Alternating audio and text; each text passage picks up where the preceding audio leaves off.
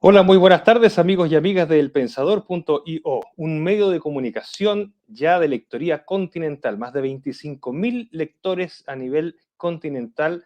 Estamos contando más de 120.000 page views. Y eso nos deja en una gran posición en el mundo académico, en el mundo que reflexiona, en el mundo que tiene opinión.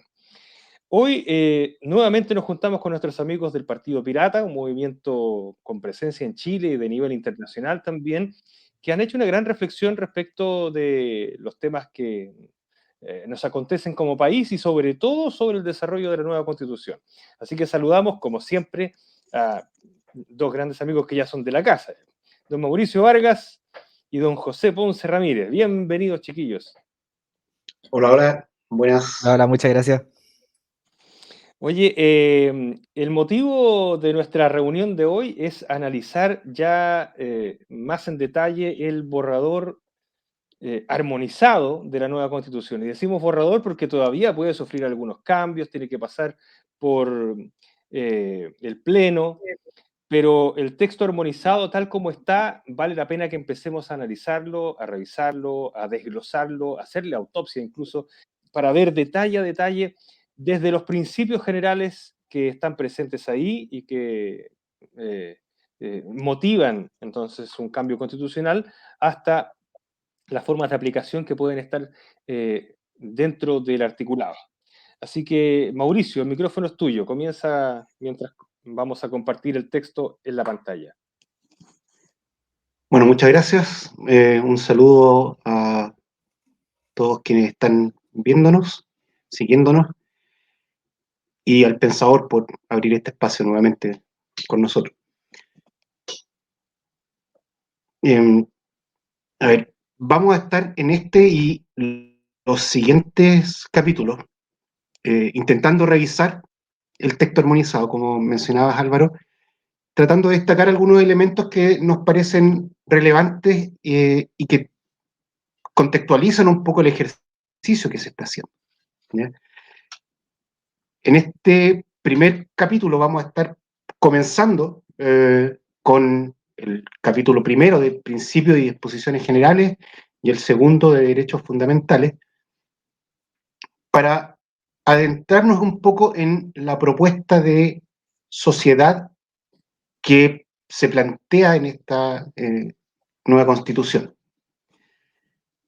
¿Por qué lo señalo? Porque, a ver, lo he mencionado en otras ocasiones,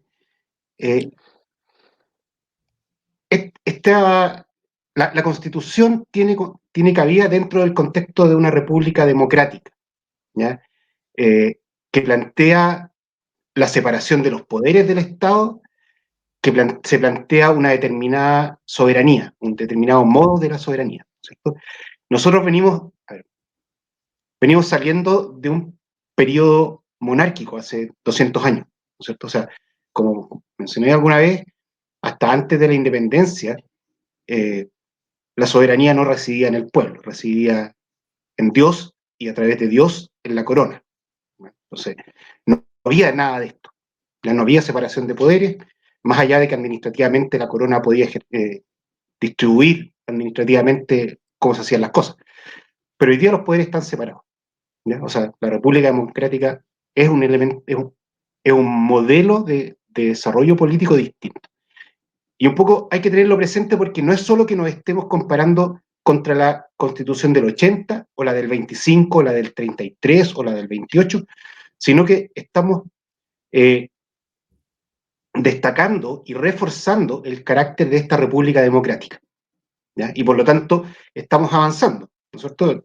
Comentamos anteriormente también que las primeras constituciones, 28, 33, había una participación minoritaria de la población, o sea, eran ciertos sectores de la sociedad, básicamente hombres, terratenientes o comerciantes con cierto nivel de ingresos, ilustrados, que tenían que saber leer y escribir, quienes podían ser parte de la vida política de la nación, ¿ya? Y eso se ha ido expandiendo, hemos ido expandiendo a sectores menos letrados, tal vez, con menos capacidad financiera o económica, expandimos completamente hacia la mujer, ¿no es cierto? Antes no podían participar, no tenían ni derechos económicos, ¿ya? Entonces, nuestra democracia ha ido evolucionando, y la democracia en general en estos 250 años, qué sé yo, 300 años que tienen las democracias, poco menos de 300 años, van madurando, de la misma forma como lo hicieron las monarquías durante, qué sé yo, 5.000 años más o menos.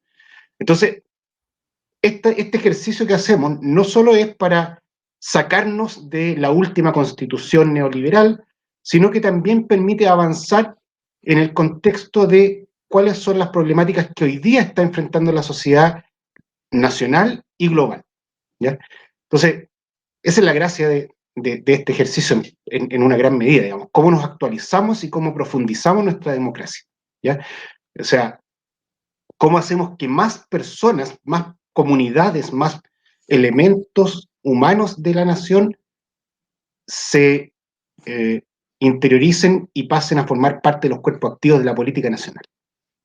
Entonces, ahí lo primero que me gustaría destacar, ¿no es cierto?, es estos primeros artículos donde se señala que el Estado de Chile, o Chile, ¿no es cierto?, se constituye como un Estado social y democrático de derecho, ¿ya? Por lo tanto, establece, ¿ya?, que hay un Estado de derecho, es decir, regido por el derecho, por la ley, ¿ya? O sea, no regido por el arbitrio de la autoridad, como podría ser el arbitrio de un rey, ¿ya?, que es democrático, es decir, el gobierno del pueblo, para el pueblo y por el pueblo, y es social, es decir, tiene como un objetivo central la comunidad toda de la nación.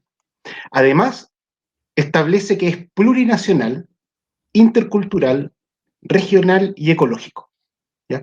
Estados plurinacionales hay, y han habido en realidad siempre, también hubo monarquías plurinacionales, ¿cierto? Los grandes imperios fueron plurinacionales, y sin complejo, ¿no? O sea, se puede tener dentro de una misma entidad política o estatal o qué sé yo, con alguna de estas figuras, a varias comunidades nacionales. Eso no es un problema y no hay mayor novedad. La novedad está en que después de poco más, o sea, poco menos de 200 años, nosotros lo traemos a colación, porque recordemos que nuestras primeras constituciones, y en particular la del 23, la portaliana, eh, trata de unificar a todo el cuerpo político de la nación, y por lo tanto se desentiende de la diversidad. Y claro, obviamente, si eran básicamente hombres blancos, mestizos, digamos, de origen europeo, con ciertas características económicas, como mencioné, y otras más. Sin embargo, hoy día se resalta que dentro de Chile cohabitamos no solo mestizos, sino que también pueblos originarios, herederos de esos pueblos originarios, y los sectores afrotribales, que en la parte norte, sobre todo del país, constituyen una parte importante y hay herencia cultural de ellos en nuestro folclore y qué sé yo, ¿ya? Entonces, es intercultural. No somos una unidad homogénea en términos culturales, ¿ya? Y eso se reconoce hoy día en la Constitución. Y eso es un avance bien grande para nosotros como país, ¿ya? Además, se establece que es regional, es decir, va a haber mayor autonomía, mayor descentralización, y es ecológico. Y que sea ecológico ya es una cosa mucho más novedosa, no era un problema de 1925, cuando se estableció la Constitución de Alessandri, y no era un problema eh, relevante para la institucionalidad militar o cívico-militar que introdujo la Constitución de 1980. Hoy día el mundo está sumido en una crisis ambiental, climática grave, y por lo tanto los estados deben reflexionar al respecto, y en esta nueva Constitución nosotros nos declaramos de esa forma. Por lo tanto, son grandes avances realmente, vale la pena destacarlos como elementos realmente relevantes de este texto, así partiendo por cómo nos entendemos como país, ¿ya? Luego vienen otras declaraciones respecto a nuestra democracia, que dice que es inclusiva y participativa, ¿ya? Por lo tanto, nuevamente busca expandir, ¿no es cierto?, el espectro de la participación política. Recordemos que hasta la del 25 Chile era oficialmente católico, además.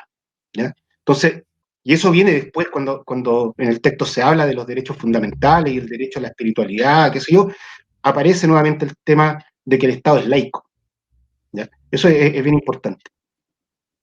Otra cosa que reconocen en este elemento de la ecología es que los seres humanos tenemos una relación indisoluble con la naturaleza.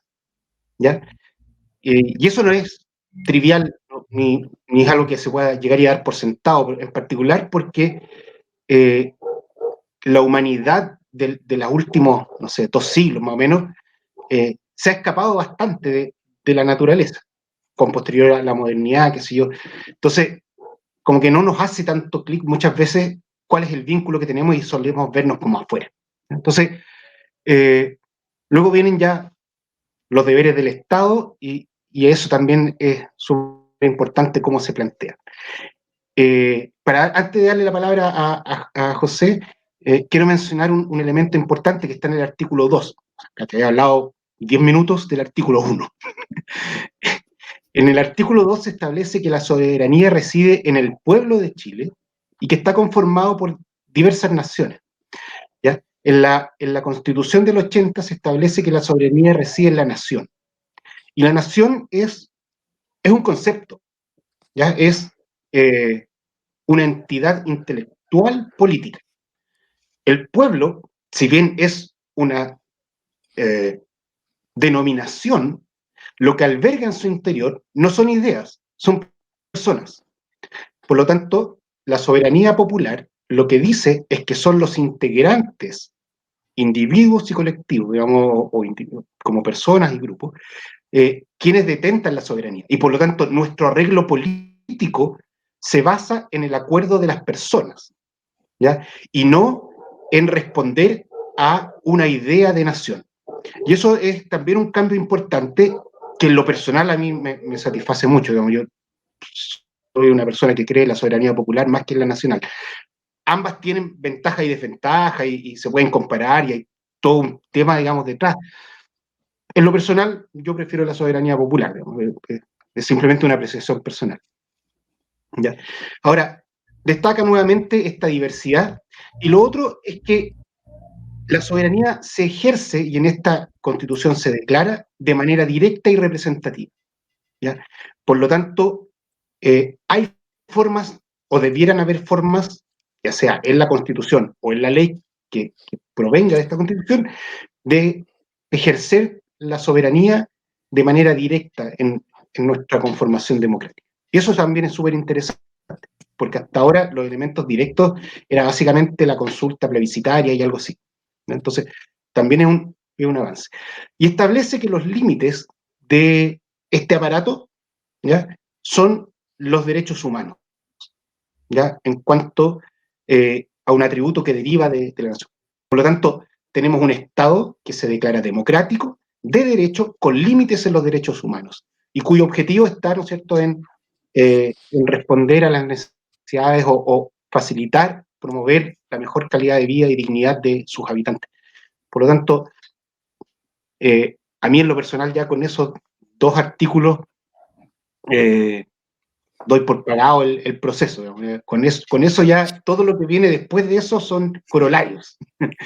Como que de ahí es cómo hacemos que esto tenga bajada institucional, cómo hacemos que esto nos ayude a organizar las relaciones sociales. Básicamente, estos son los principios rectores de la nación que queremos construir. José. Sí, es importante lo que dice Mauricio sobre ese como de que estos 2 artículos son la base y el resto se puede extraer de ello, porque algo que se le ha criticado mucho a este proyecto de nueva constitución, y esto ya enlazándolo con el siguiente capítulo, que es el de los derechos, es que es muy maximalista, porque habla mucho. Habla de muchas cosas, por ejemplo, ya habíamos mencionado, o sea, Mauricio ya mencionó que le da como 4 adjetivos al Estado chileno. Y yo personalmente, que ya claramente todo esto tiene su componente lógica fría de análisis, también su componente ya más subjetiva de lo que uno piensa en base a su sintiencia, a su ética. Para mí no está mal que una constitución en este punto de la historia chilena considera tantos detalles. Por un simple hecho, y que lo conocemos, y que ya lo estamos mal acostumbrados en este país, que es un dicho: echa la ley, echa la trampa. En este país estamos acostumbrados a buscar los resquicios legales, ¿ya?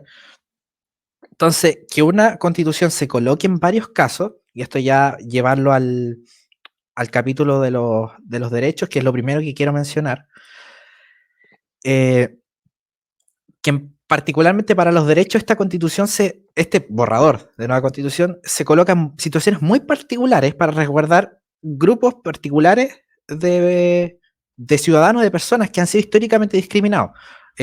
Por ejemplo, vamos al artículo 25, si no me equivoco. Para que vamos a hacer, porque aquí hay varios artículos que todavía tienen que ver con los detalles del Estado, los principios. Claro, por ejemplo, aquí el artículo 25 ya habla de la igualdad, no discriminación y todas esas cosas que se entienden como básicas, pero hace especial hincapié en, no sé, por ejemplo, en el inciso número 3 dice: el Estado asegura la igualdad de género para las mujeres, niñas, diversidad y disidencia sexual y de género. ¿Por qué? Porque son un grupo que han sido históricamente excluidos en este país. Han sido discriminados fuertemente. Entonces, si uno le da una lectura, aunque sea muy rápida a este capítulo, uno se puede encontrar de que todos estos grupos particulares, en este caso, no sé, niños, niñas y adolescentes, mujeres, diversidad sexual, personas en situación de discapacidad, la neurodiversidad, personas mayores, pueblo originario, incluso las personas condenadas por los delitos también, todos estos como grupos particulares de la sociedad se relevan en la Constitución y se les explicita los derechos, ¿ya? ¿Por qué? Porque han sido pasados a llevar de una o muchas formas. Entonces, muestra una clara preocupación en que el hecho, que al final radica en el artículo 25 que estamos viendo acá, que es la igualdad, que la igualdad se traduzca a toda esta gente, ¿ya? Hay mucha gente que critica este borrador porque le dice que no, que le va a dar muchos derechos a los pueblos originarios, que es una constitución indigenista y todo epítetos que al final de cuentas no resisten un análisis cuando uno lo ve desde ese punto de vista, que se resume en la máxima de trato igual para los iguales, trato desigual para los desiguales. Por ejemplo, si tú tienes una sociedad donde no se le explicitan, una sociedad como la chilena, donde no se explicitan los derechos para las personas discapacitadas, que tienen derecho, por ejemplo, a informarse, no sé, discapacitados, audición, por ejemplo, no pueden, simplemente no siempre pueden ver las noticias porque no todas están adaptadas a las discapacidades de las personas. Pero la Constitución se preocupa de esos detalles. Y en una sociedad como la chilena, ya como para cerrar este como tema, si Chile no fuera como es, que suene raro lo que se dice, si Chile no fuera como es, no sería necesario hablar tanto de esto, porque uno establece, ya, la igualdad ante la ley.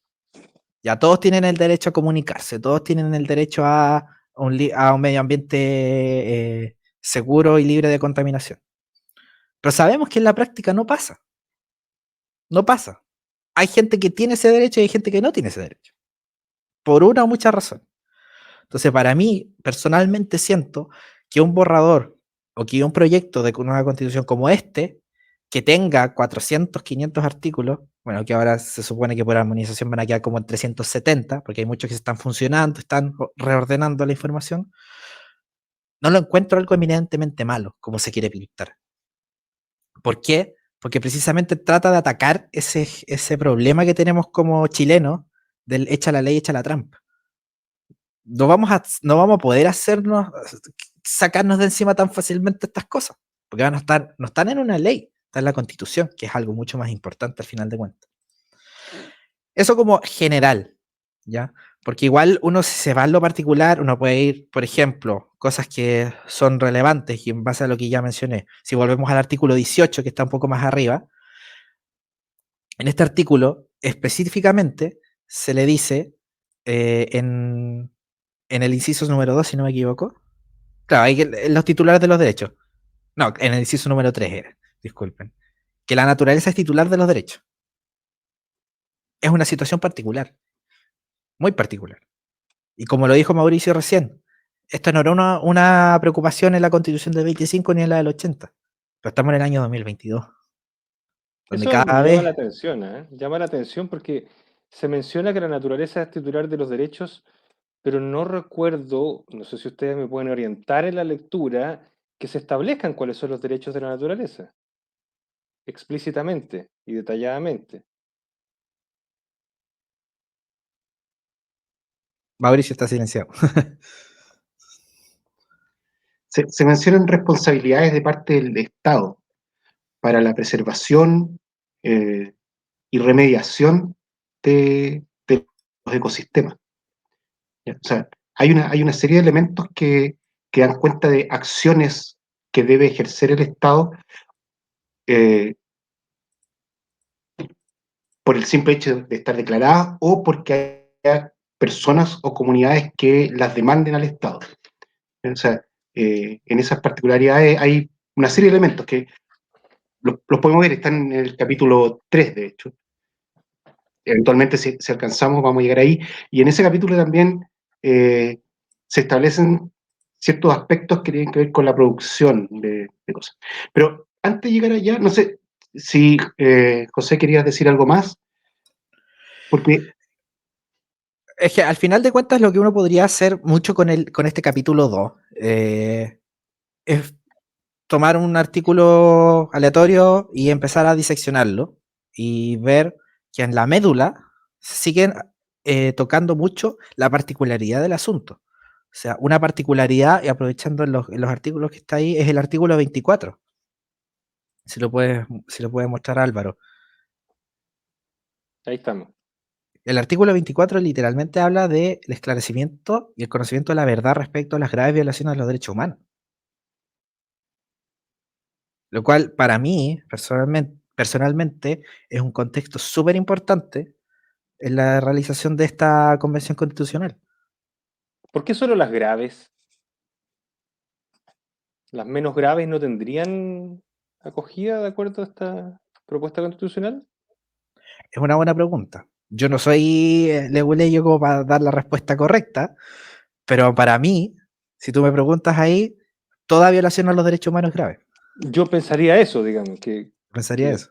que lo habría puesto sin adjetivo.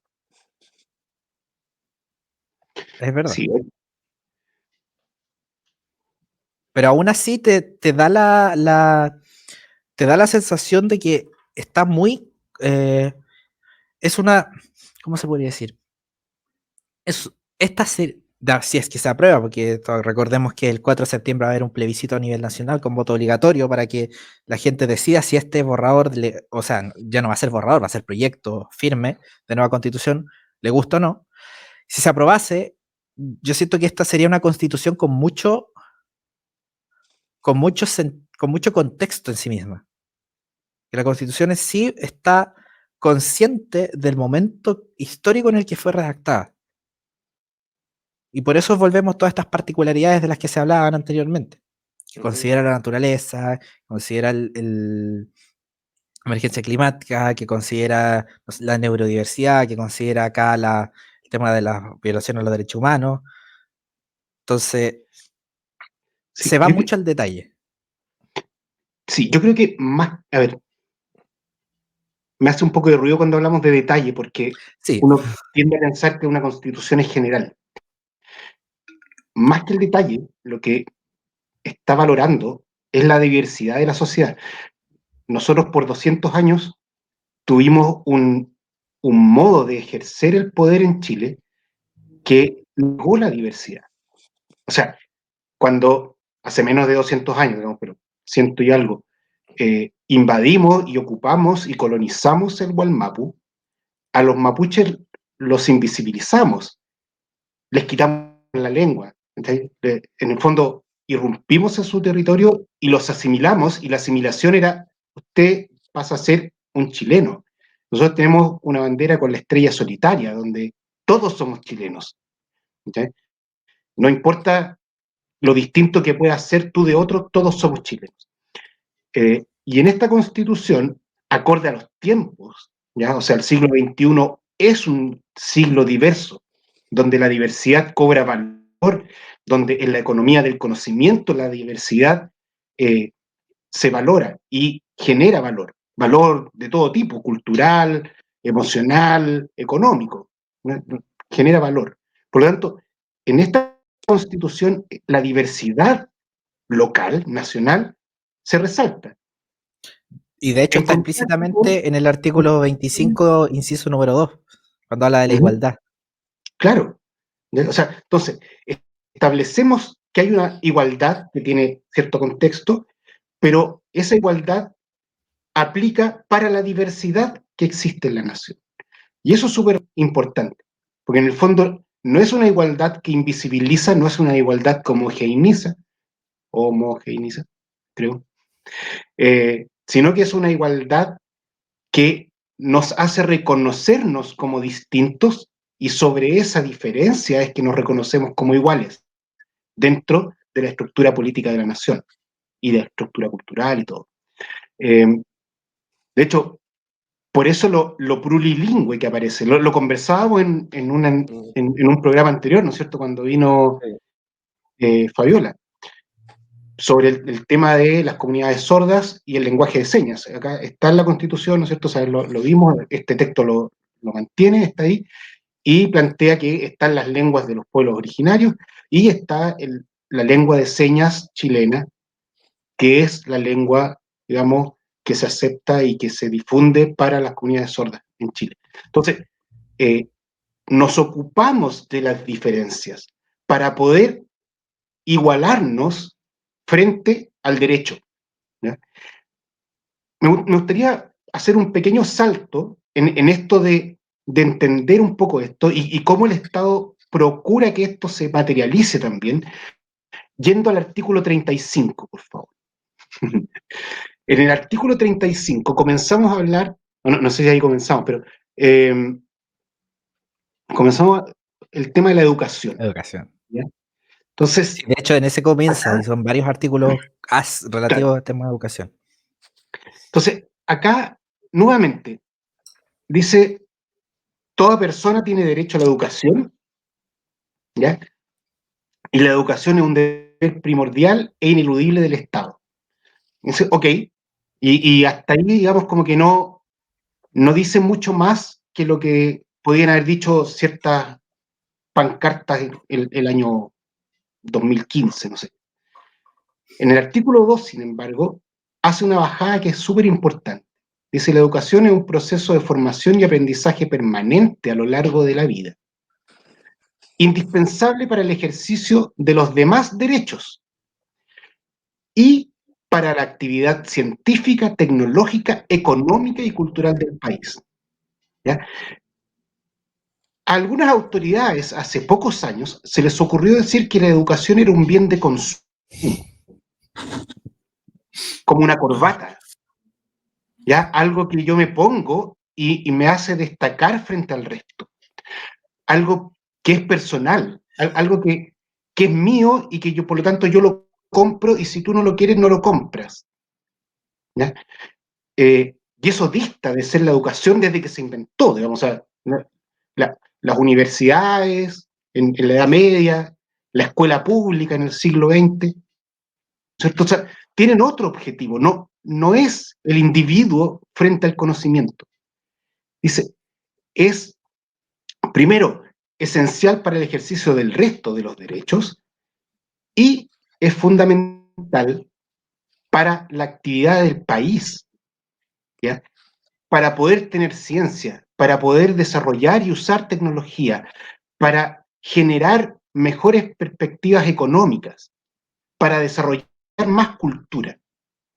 Si nosotros pensamos en Chile, yo creo que estamos todos de acuerdo en que Chile no tiene ni el mayor PIB, por lo tanto su actividad económica todavía puede crecer, ¿no? Debería poder crecer, digamos, o por lo menos no está en el máximo posible porque hay otros países que tienen unos PIB mayores, ¿ya? Por lo tanto, en términos económicos, hay países que generan más riqueza que nosotros, ¿ya? Eso es, y de lo mismo, a nivel educacional, ya sea en pruebas estandarizadas o por el ejercicio o la capacidad de comprensión lectora o lo que sea, nuestro país es deficitario también.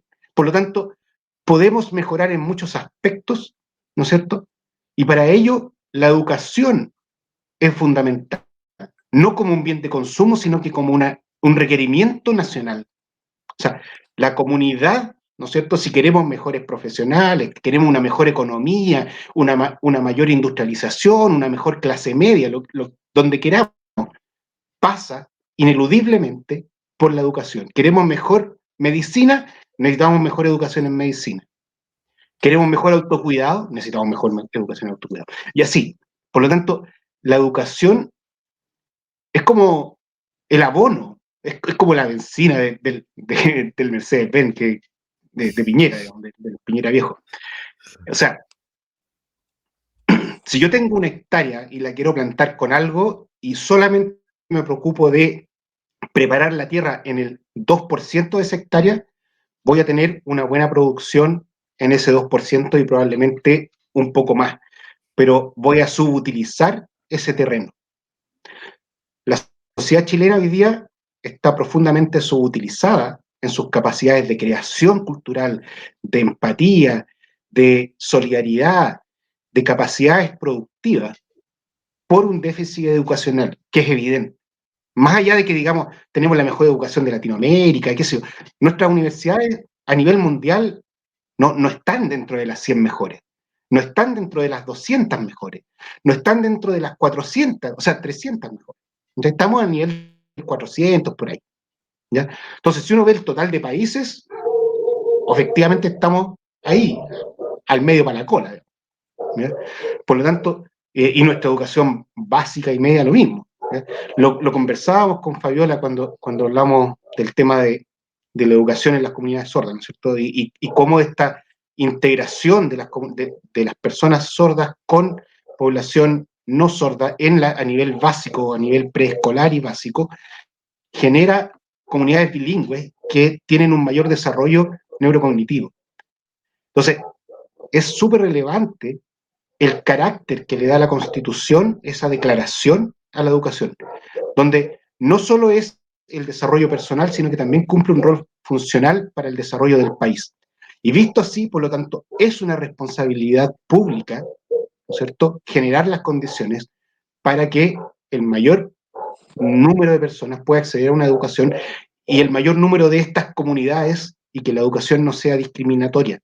Entonces, que haya educaciones diferenciadas también por regiones, por pueblos originarios, porque tienen sus propias culturas, y qué sé yo. Por Y ruralidad. como el resto de nosotros también vamos valorando esos ejercicios culturales de la gran diversidad que hay en Chile. Así como hay diversidad de paisajes, hay diversidad de culturas.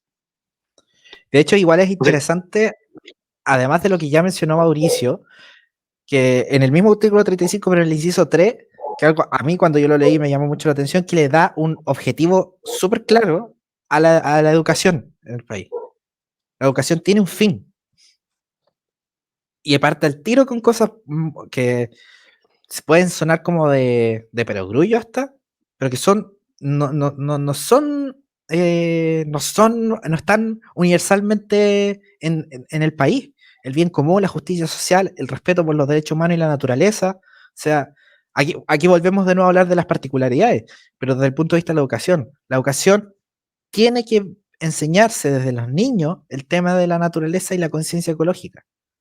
Porque hay cosas tan básicas como discusiones que han habido últimamente sobre, no sé, greenwashing, por ejemplo, que ciertas empresas grandes toman la bandera verde y como, no, nosotros somos sustentables, cuando los miráis es como, monocultivo, súper sustentable.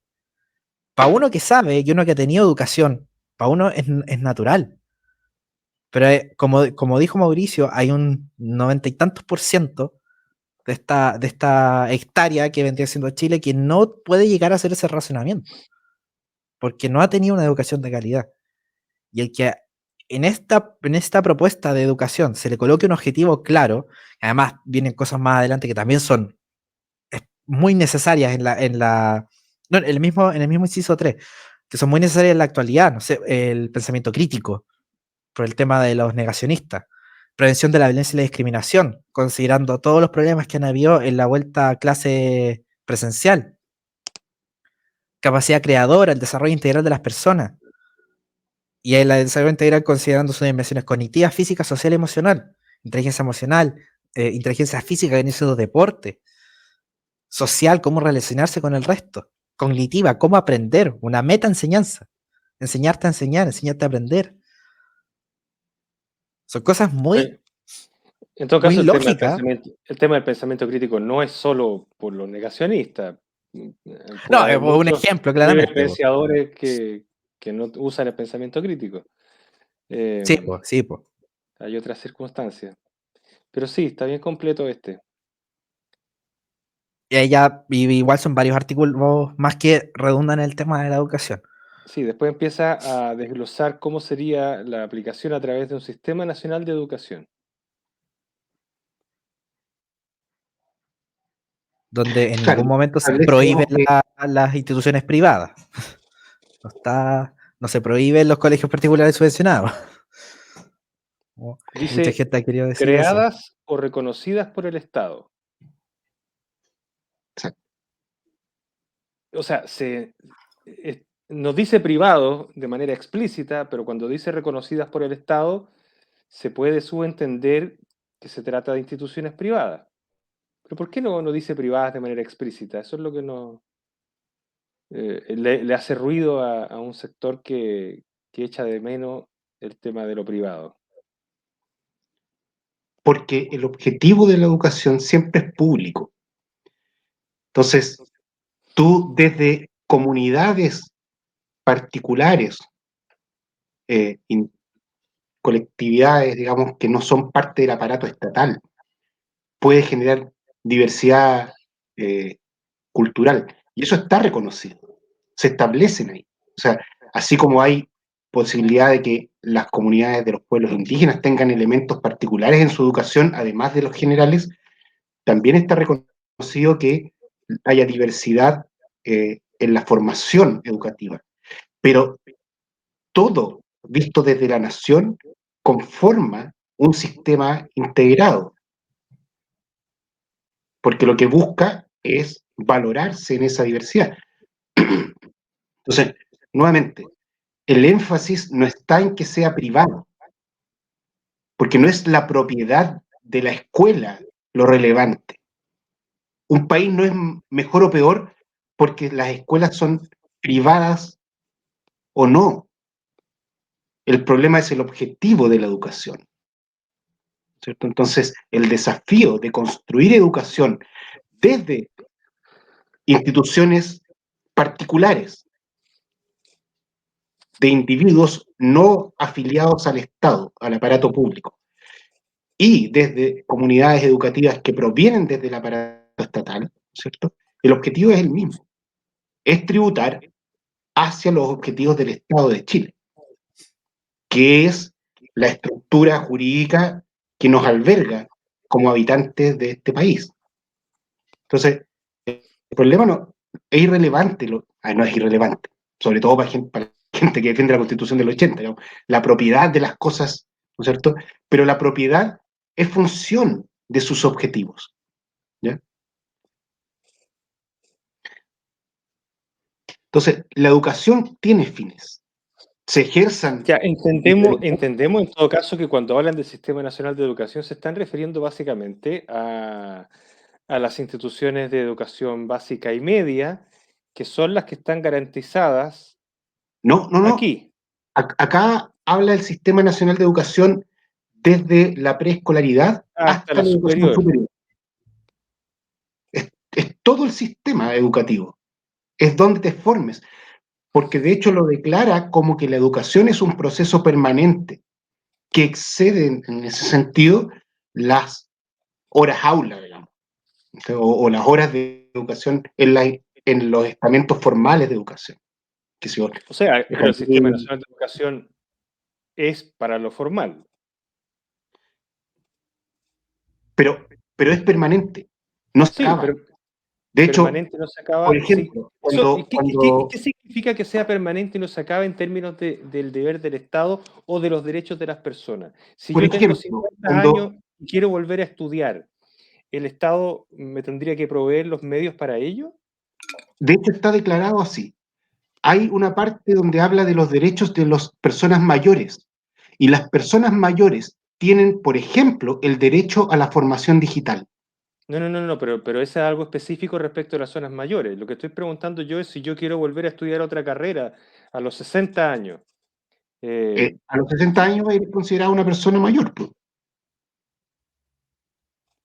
pero no puede ser solo, estamos hablando aquí lo que estoy preguntando es respecto del derecho a la educación. La educación aquí está planteada como un proceso de formación y aprendizaje permanente a lo largo de la vida. Sin embargo, el Sistema Nacional de Educación no establece educaciones de adultos, sino solo educación superior que te da una licenciatura, un magíster o un doctorado. Las educaciones no universitarias, por decirlo así, a las que acceden los adultos, por ejemplo, las que los habilitan, los cursos de formación que tú tienes a través de una OTEC, por ejemplo, que te permite formarte para determinados trabajos, digamos, para el mundo del trabajo, que no necesariamente están dentro de los centros de formación técnica o de las universidades, esos La quedan fuera de esto. capacitación. Eso debería siendo más como desde el lado de las capacitaciones.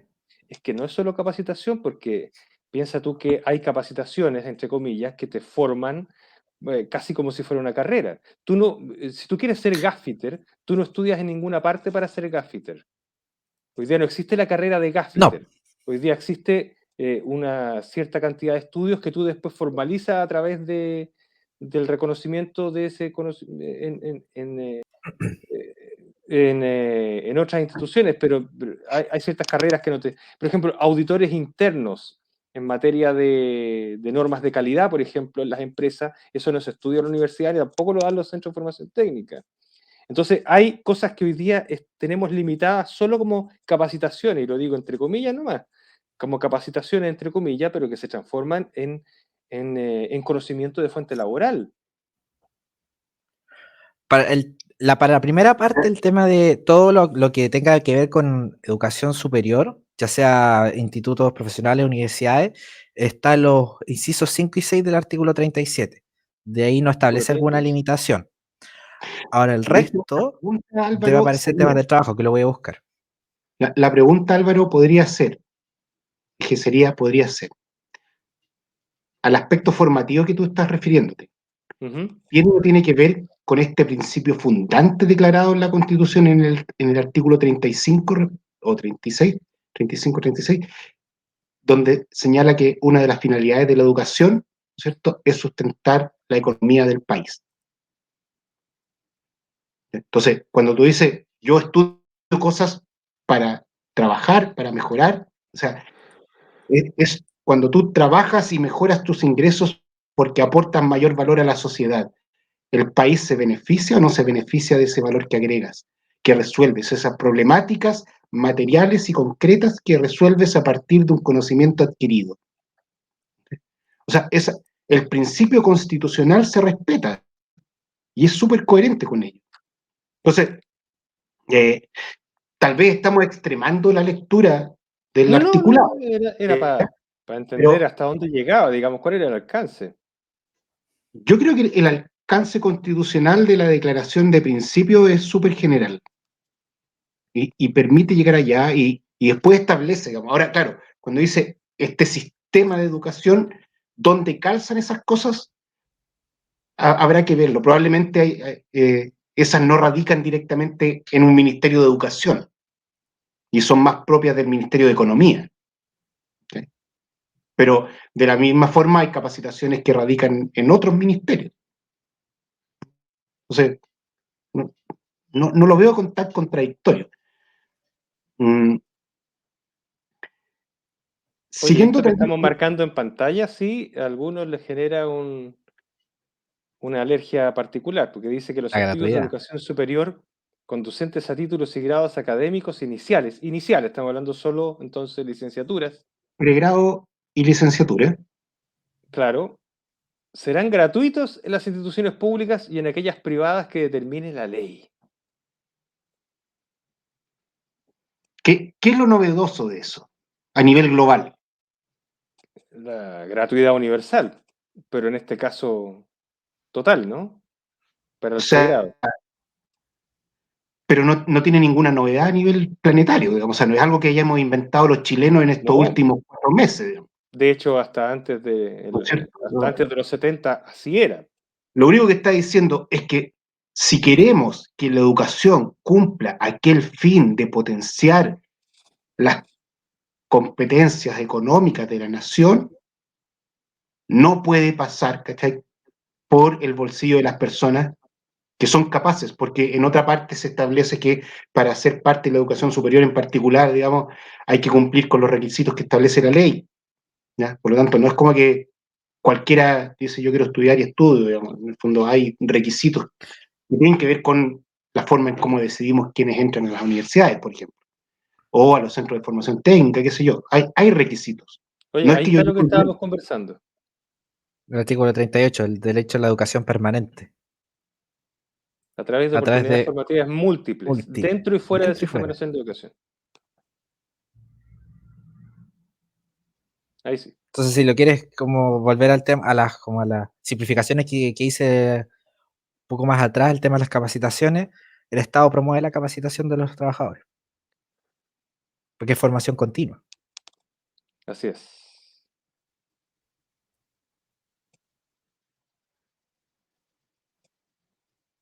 Entonces,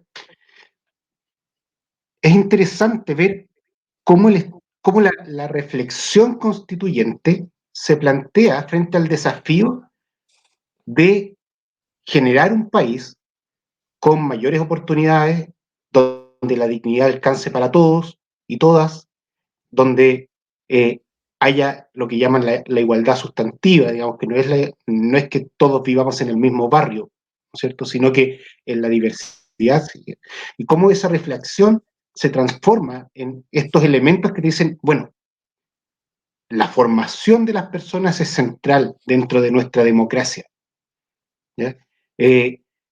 Cuando uno va a los textos o al proceso portaliano, ¿no es cierto?, que acabó con los, con, con los pipiolos y el proyecto liberal, uno de los elementos centrales, y que se ha repetido hasta ayer probablemente, es que la población no está preparada para asumir la capacidad de conducir el destino de la nación o de tomar decisiones que afecten el destino de la nación, ¿ya? Y no estaba preparada en el 1810, no estaba preparada en el 1833, no estaba preparada en 1925, no estaba preparada en el 1980, ¿no es cierto?, porque teníamos senadores designados, ¿ya? O sea, siempre había una tutela de algunos elementos de la nación, ya que pertenecían a sectores bastante específicos, eh, porque la nación, porque la población, el pueblo no estaba preparado. Entonces uno dice, bueno, han pasado 200 años, ¿de quién es la responsabilidad, ¿no es cierto?, de que la sociedad no esté preparada, ¿ya? Entonces, esta constitución, estos elementos que hemos visto y en particular el desarrollo de este derecho como está planteado, se hace cargo de eso. Se hace cargo porque entiende que la formación de la población es crucial para la democracia, para la convivencia, para el ejercicio de la salud, para la economía, ¿no es cierto?, para la sustentabilidad del proyecto país. Entonces dice, depende de nosotros, nosotros somos los responsables. Chile es responsable de Chile y la educación es una parte fundamental de hasta dónde puede llegar Chile. O sea, en nuestra sociedad, antes de la primera mitad del siglo XX, ¿no es cierto?, cuando se establece la educación primaria obligatoria, había una discusión. Había sectores que no entendían por qué era necesario educar a los pobres, al campesinado, si lo único que tenían que hacer era mover la tierra. Esa era la miopía que va a cumplir 100 años. ¿Okay? Afortunadamente, la reflexión que dio la Convención Constitucional nos saca de eso y nos remece. Y es una invitación súper potente. Yo creo que nos hemos concentrado tremendamente en este aspecto, porque el Estado que se declara en los primeros 3, 4 capítulos, o sea, claro, artículos del primer capítulo, son refrendados sistemáticamente de ahí hacia abajo, digamos, y pasan por la educación. Y pasan por que la educación valore lo político, la educación cívica, valore la diversidad cultural, valore las artes. ¿Ya? Entonces, es muy interesante esa reflexión y el alcance que llega a tener. Después vienen otras cosas, viene la salud y cómo nos damos salud como un derecho y un deber del Estado. ¿Qué pasa con la vivienda? ¿Ya? ¿Qué pasa con el trabajo y la formación de trabajadores? ¿Qué pasa con la asociatividad de los trabajadores? ¿Cuál es la relación que tiene que haber dentro de la empresa en la toma de decisiones, en la participación? ¿Qué sé yo? El rol de los sindicatos, que nuevamente no es algo que estemos inventando los chilenos hoy día, digamos, en estos 3 meses o 4 meses. No, son estándares nacionales probados, ¿no es cierto? O sea, las sociedades desarrolladas tienen una educación global de alta calidad garantizada, tienen sindicalismo importante, no sé, Alemania, Estados Unidos, la participación sindical es importante, en Canadá, Australia, que es como que... entonces, va conformando elementos en base a elementos que ya están probados, ¿no es cierto? Nos va diciendo, mira, el Estado tiene que hacerse cargo de estas cosas y establecer esto. Y respetando, nuevamente, una de las cosas que resulta complejo de enfrentar son un poco la desinformación o estos malos juicios que a veces vienen de ciertos sectores que dicen, mira, aquí dice que los mapuches van a tener su propia justicia y no se van a regir por nuestras policías, no sé, cualquier aberración de ese estilo, digamos, o la educación, o qué sé yo, o el trabajo. Entonces, el trabajo es como que esto lo inventaron los comunistas, no sé. La mayoría de la Declaración de Derechos Fundamentales toma artículos bastante precisos de la Declaración Universal de Derechos Humanos que Chile ratificó y lo establece ahí. Por ejemplo, tú hace poco marcabas, ¿no es cierto?, que nadie puede ser obligado a trabajar en alguna cosa, que el trabajo es de libre elección. ¿Ya? En general, hay ciertos preceptos liberales que se mantienen en esta Constitución. La libertad de elección siempre está presente en una serie de elementos de esto. Solamente que establece que es el deber del Estado que esas cosas existan como una provisión de la sociedad para nutrir a la misma sociedad. Entonces, es bien interesante cómo se va gestando esto y cómo con todo este detalle y toda esta carga, en realidad lo que está haciendo es cómo amarramos el barco para que llegue más lejos. ¿Ya? Cómo construimos un mejor país. Ahí hecho, está en el artículo 46, precisamente.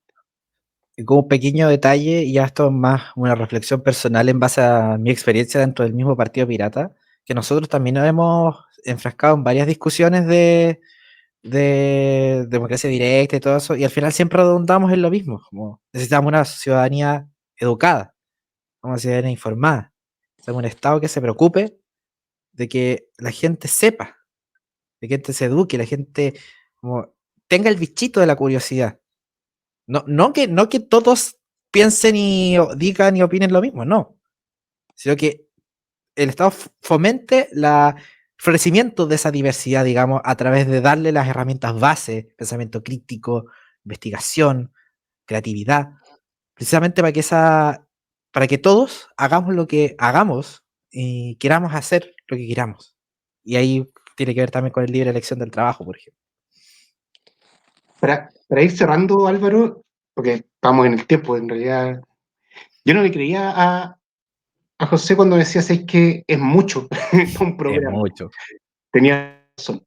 Me gustaría que fuéramos como al artículo 85, por ahí, 85, 86, ¿ya? Porque esto sí que no podía estar en la Constitución del 25 y no podía estar en realidad tampoco en la del 80, ¿ya? Y acá hay un montón de artículos que son súper contingentes y que a nosotros como piratas nos convocan de manera particular. Conectividad digital. Acá hay una serie de artículos que nos sitúan en la sociedad de la información, ¿ya? En una sociedad interconectada y que requiere de cierta infraestructura, ¿cierto? O sea, se hizo después del 40, se hizo después del 80, se hizo después del 90, ¿no es cierto?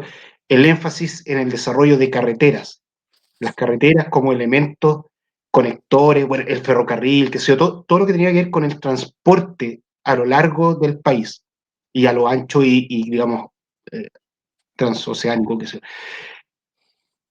Hoy día, la educación, la economía, las relaciones sociales transitan por la red, lo vimos en la primera conversación que tuvimos en el pensador.io. Y acá hay una serie de artículos en la Constitución que dan cuenta de eso. Y por ejemplo, en el artículo 86 se establece que todas las personas, toda persona, tiene derecho a la autodeterminación informativa y a la protección de datos personales. ¿Ya? Este derecho comprende la facultad de conocer, decidir y controlar el uso de los datos que le conciernen, ¿no es cierto?, acceder, ser informada y oponerse al tratamiento de los mismos y a obtener su rectificación, cancelación y portabilidad. Estamos hablando de, lo conversamos en un programa, cuán frágiles o delicados es el tratamiento de nuestros datos en la red. La Constitución se hace cargo de eso, ¿cierto? De la privacidad, del acceso a la red, de la necesidad de estar conectados y de cuidarnos, ¿ya? De establecer ciertas cosas, la ciberseguridad y todos esos elementos. Obviamente no establece las leyes, es el marco constitucional, pero la Constitución se hace cargo de eso. O sea,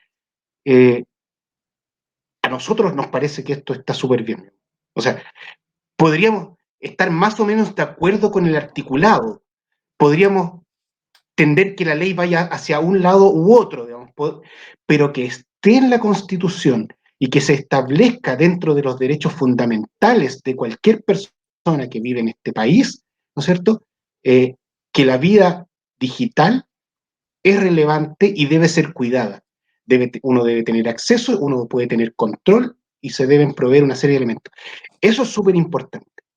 Eso no está en la Constitución actual, no estaba en las anteriores porque no existía, digamos, este espacio digital, y por lo tanto es súper relevante de ir tomándole el peso. Y nuevamente, bajo el entendido de cuál es la sociedad que vamos conformando a partir de todos estos artículos. No podemos decir que esta vaya a ser la mejor constitución posible, ni que va a llegar al ideal de alguien. En general las constituciones no son eso, ¿ya? Pero modelan el país que queremos construir, la sociedad en la que queremos vivir, cómo nos vamos a respetar unos a otros. Así que la invitación es a seguir haciendo el ejercicio de leer el texto y reencontrarnos aquí. Álvaro. Sí, la decisión debe ser profundamente, si lo que estamos diciendo es que la educación es importante, el pensamiento crítico es importante, tenemos que leer concienzudamente aquello que vamos a votar el 4 de septiembre. Y eso es lo que estamos tratando de hacer aquí, presentando el texto de manera general, pero claramente cada uno de los lectores necesita poder acceder al texto. Y ciertamente nosotros en el pensador.io vamos a tratar de, apenas esté el borrador definitivo, armonizado y votado, lo vamos a poner a disposición también de todos ustedes para que puedan leerlo a conciencia, estudiarlo y reflexionarlo, porque es el país que estamos votando. Eso. Así que, chiquillos, gracias por este momento de reflexión y de análisis y nos encontraremos. Yo creo que así como están las cosas tendríamos que hacerlo un poquito más regular, ¿eh? Si les parece. Aumentar un poquito la A pesar de frecuencia, todo. porque si no, no vamos a alcanzar a ver toda la Constitución, toda la propuesta por lo menos.